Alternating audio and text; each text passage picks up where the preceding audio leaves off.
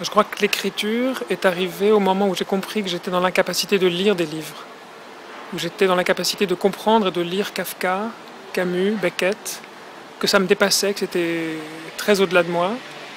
Alors je me suis dit, puisque je ne suis pas capable de lire des livres, je vais en écrire. Et j'ai commencé à faire des phrases. Je pense que... Je crois me souvenir que j'avais 13 ans, 14 ans. Et puis, je crois que l'écriture est née aussi de la nécessité d'inventer des dialogues, d'inventer des possibilités de parler, de se parler, de... pas véritablement de raconter, mais de parler.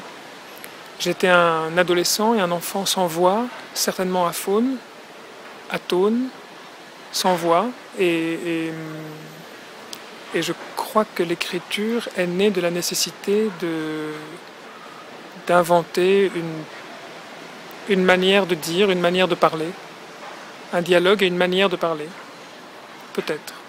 Non, je crois qu'il s'agit vraiment d'une manière de parler, de dire, d'être au monde, assurément, par la parole, plutôt que par le silence et par l'isolement.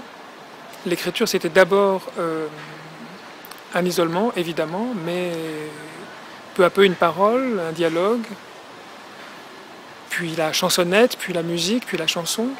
Sortir de l'état d'isolement pour raconter le monde et tenter de dialoguer avec le monde, peut-être parler à quelqu'un, mais d'abord peut-être trouver une parole. Il faudrait être capable de se souvenir de tout, tu vois, ce qui n'est absolument pas le cas. Je suis dans l'invention totale, je raconte n'importe quoi, je dis n'importe quoi, je ne sais absolument plus comment c'est arrivé, comment c'est né et à quoi ça tient et à quoi ça tient aujourd'hui. De quoi cela procède, à quoi c'est dû. La question c'est plutôt à quoi c'est dû.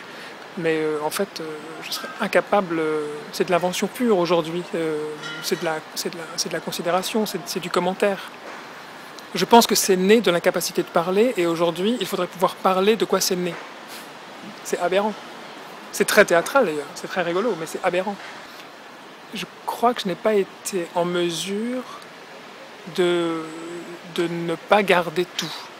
Je n'ai pas été capable de ne pas tout préserver.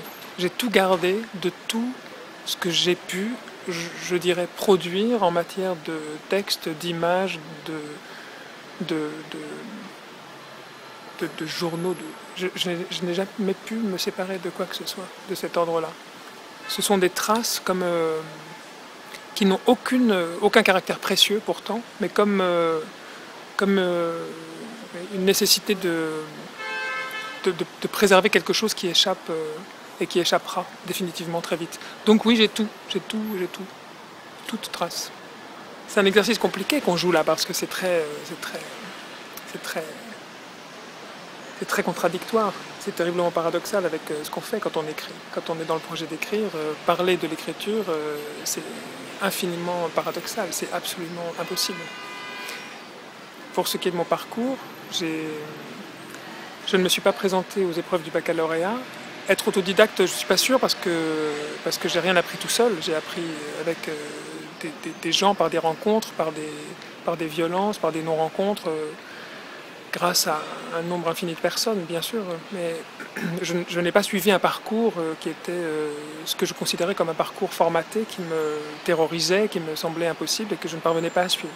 Donc je n'ai pas suivi ce parcours-là, j'ai suivi d'autres parcours, peut-être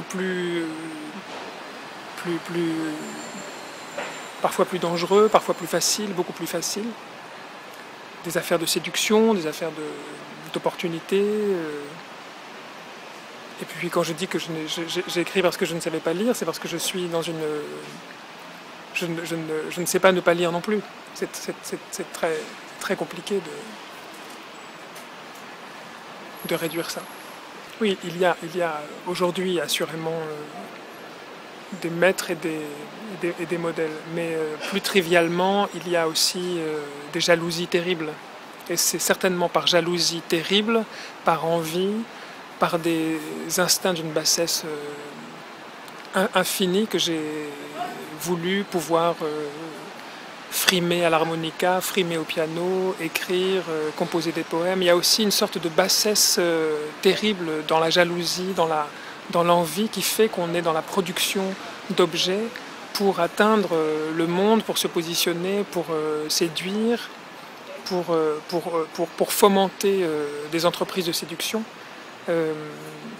Il y a des nécessités impérieuses de sortir de l'isolement, de sortir de la violence et de quitter le rang des assassins et de quitter le suicide. Et puis il y a aussi des bassesses infinies de sentiments pourris, de jalousie et d'envie qui font qu'on se met à écrire parce qu'on voudrait être quelqu'un.